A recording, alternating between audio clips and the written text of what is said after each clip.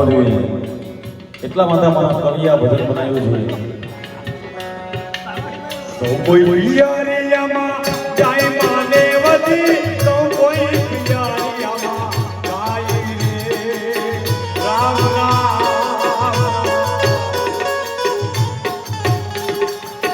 રે મારે પૈયર જમાના ઘણા કોડ છે, રે મારે પૈયર જમાના ઘણા કોડ છે.